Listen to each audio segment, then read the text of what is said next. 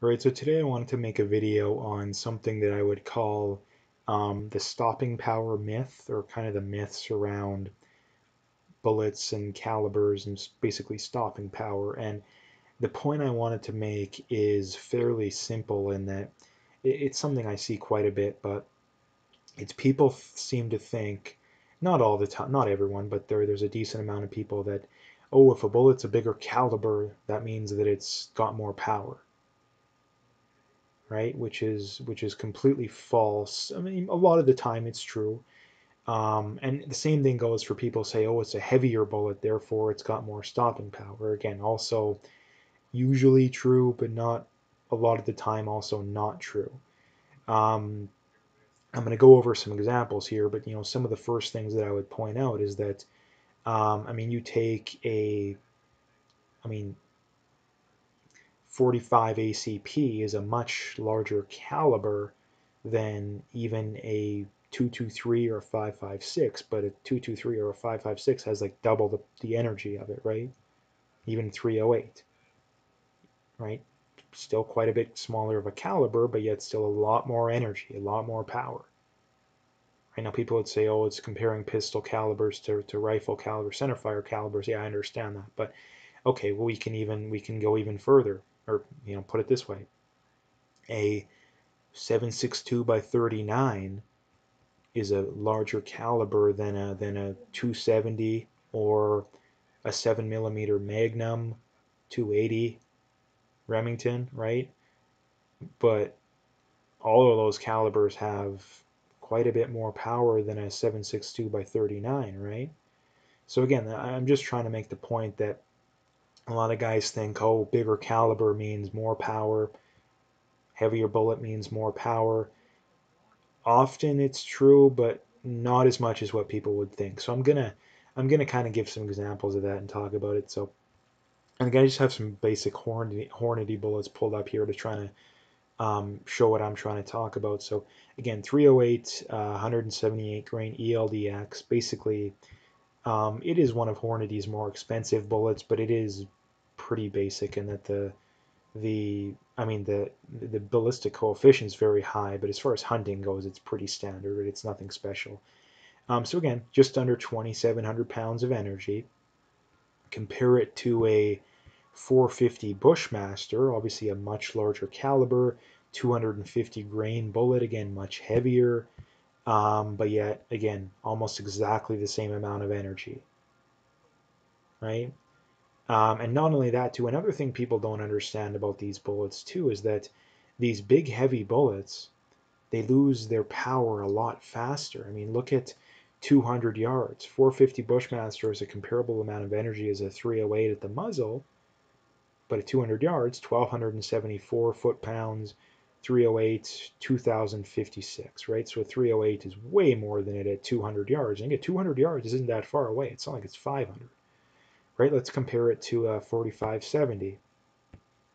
325 grain bullet here, even heavier yet. 3,032 pounds of energy. So it does have a little bit more power, but again, keep even at let's even take it at 100 yards. 2,158 pounds, 2,348. So even anything past about 50 yards, a 308 is going to have more power than. And again, 308 is not even that powerful of a round, right? So again, this is the thing. People talk about like 45-70 and some of these calibers like they're, you easily drop a moose or a grizzly bear, which I'm not saying you can't hunt moose or grizzly bear or anything basically for, whatever you usually hunt with these calibers. I'm simply saying they're not as good as what people think they are, right? Let's take another example. 300 Win Mag, 180 grain GMX, 3,500 pounds of energy at the muzzle. Again, 300 Win Mag, much lower caliber and bullet weight than 45-70, although still look 500 pounds, almost more energy.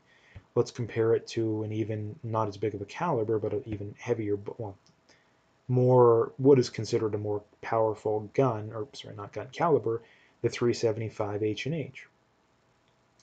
300 grain bullet, 4,200 pounds of energy at the muzzle, definitely more powerful. But again, the other thing you have to keep in mind, 2,500 pounds of energy at 200, 300 Win Mag, 2,660, right? 3,058 at 100, 3292. So again, anything past about 150 yards, probably a 300 Win Mag is going to have more power than a 375 H&H. And again, 375 H&H is a lot of times used for like safari hunts, right? It's a big gun. Like, I mean, you look at it's even got a picture of it here in Africa, right? So this is the point I'm trying to make, is that I'm not saying these bullet you can't do anything that people do with this stuff, right? I'm not saying that you can still easily kill a grizzly bear, a moose with a 45-70. I'm not saying you can't. I'm simply trying to make the point that they're not as superior as what people think they are. And here's the other way you know this kind of stuff. Now that I've even showed people the numbers, the 45-70 has been around since the 1800s, right? I think it was invented in the late 1800s. If it was superior to the higher velocity, lower caliber guns, then people would have just kept using these to hunt big game, but they don't, right? Like when people go to say they're hunting moose, grizzly bear, stuff like that, what are the most common calibers people use? Well, it's the 300 Win Mag, it's the 7mm Magnum, are probably the most common. 30-06 is very common. 338 Win Mag. Hardly anyone is using 45-70 or some of these more older, not as well calibers, right? And here's the other point I'm trying to make too, is that when you're going to kill a very big animal, there's two things that are more important than the weight of the bullet you're using, the caliber of the bullet you're going to shoot the animal with. Number one, where are you shooting the animal on its body? And number two, how good of a bullet are you using? Because if you're not using a high quality bullet and you're shooting it out of a lower velocity gun like a 45-70, the bullet is not going to penetrate deep enough. You're probably not going to kill it, and if you do, you're going to have to track it, and it's going to be a pain in the ass. Now, if you use a high quality bullet out of a higher velocity gun, you can tell for certainty that if you place your shot well, you're going to kill that animal, and it's probably not going to be hard to track it, right? Because the bullet will penetrate the vitals, and if you put a bullet through the vitals, it's not going to make it very far, right? So that's something that, again, like I say, I'm not saying you can't use, like I say, I'm not saying you can't use any of this stuff. I'm simply saying it's not as good as what people think it is. You can kill anything in North America, no problem, and never have to go above a 30 caliber gun or bullet in North America, right? That's why I say you really don't need to buy anything more for hunting in North America. 300 Win Mag would be my favorite, just because again the bullets are pretty easy to find. It's expensive, but not that expensive, especially compared to something like a 375 H&H. It's going to be a lot more, maybe not a lot more, but definitely more expensive. The bullets are going to be very hard to find. And even if you want to buy a new gun, let's say you're a new hunter looking to get into big game hunting, most manufacturers chamber their guns in 300 Win Mag. Trying to find a 375 H&H is very hard. I mean, you can probably do it, but it's going to be very hard, right? So again, it's just another reason that if you want to hunt big game in North America, there's absolutely no reason in my mind where you have to go with some of these more bigger exotic calibers. And again, my reasoning being, again, people, you really need to understand my reasoning is that you're going to save money. You're going to have an easier job finding a gun. You're going to have an easier job finding ammo.